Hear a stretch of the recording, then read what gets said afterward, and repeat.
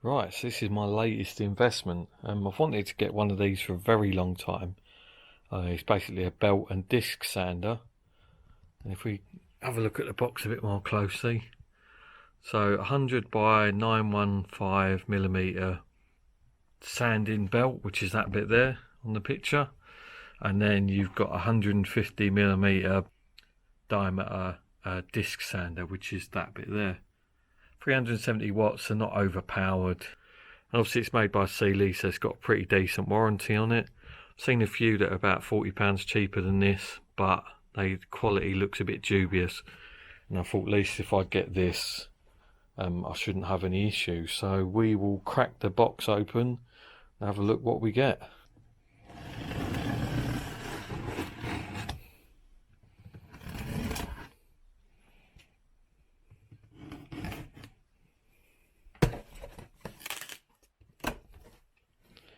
So firstly, it seems to be pretty well packed.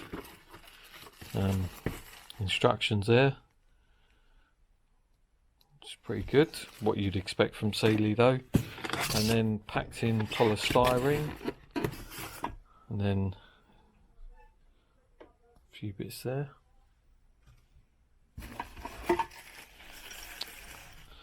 The bracket plate for the circular sanding disc. And the sander itself. So let's get this out of the box and package in and have a better look at it. Right, so there's the machine itself. It's pretty substantial, I think 20 kilos. You've got all the various attachments. So this is the angle guide for the disc sander. That is the tray for the disc sander. I'm not 100% about this one, but we'll have a look in the manual. Having a closer look at it. Disc sander has got a stuck on pad. I'm going to change that for hook and loop, just because it's quicker to change, and I'm probably going to use a 40 grit because my plan is to use this for squaring off steel work, so exhaust piping, stuff like that on little projects that I do.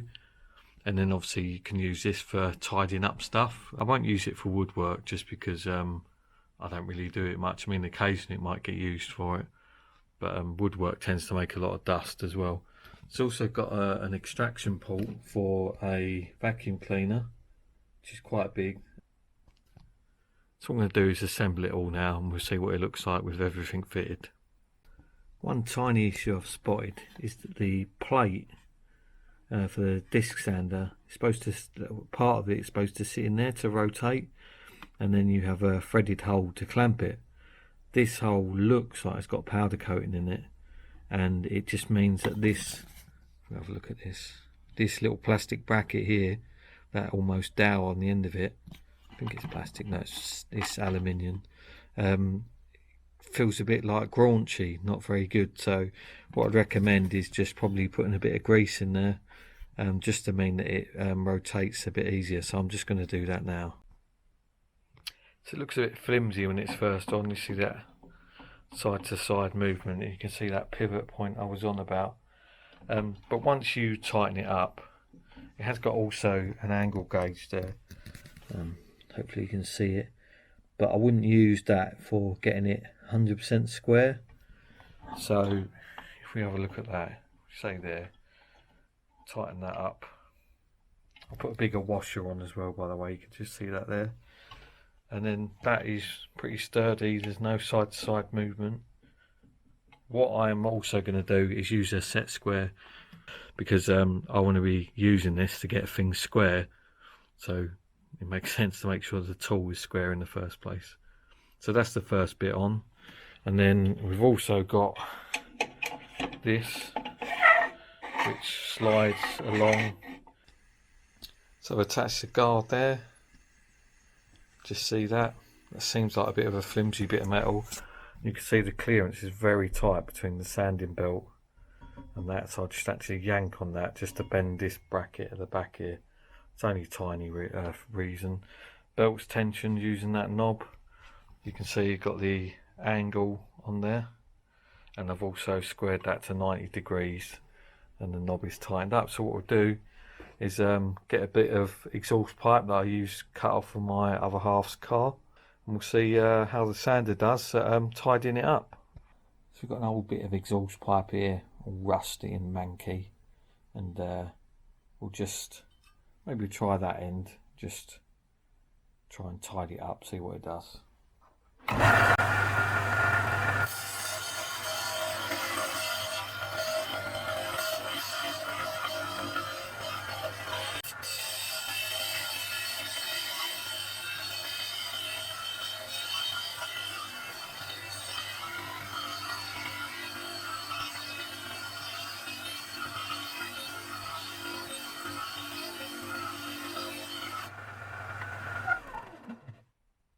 See, that was quite pissed anyway, but you can see that edge there where it's been sanding is squaring up. Hopefully you can see that. It's just becoming a bit squarer. So what we do now is we'll give it a go on the top belt and see how easily it clears up this bit of rusty steel.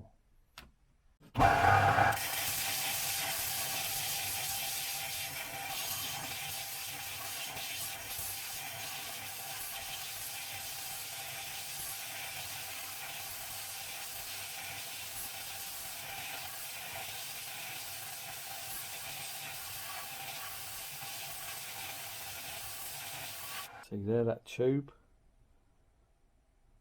It's gone quite shiny in places. That's heavily corroded. I mean, look at, that's the other side. That is good amount of corrosion on that.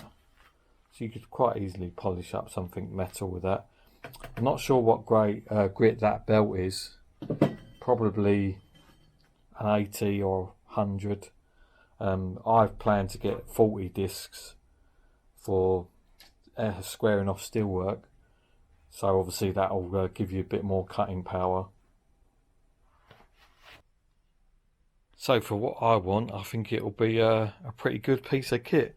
The main reason for me that it'll be good is if, say, it's a bit hard with that clamp in the way, if I want to angle or just bevel the edges of these tubes before welding, I can just literally use this, turn it a bit, put a nice bevel on, which will give it a better weld between the two pieces of exhaust pipe, and better penetration, make it stronger.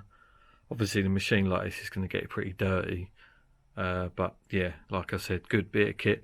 The only things I'd say probably needs to improve on this, it doesn't appear to have any way of locking it to the table. Like I said, it's got the angles on it, you can preset it to, just undo the knob and then turn it like that, and then you can set your angles, which is a pretty handy function.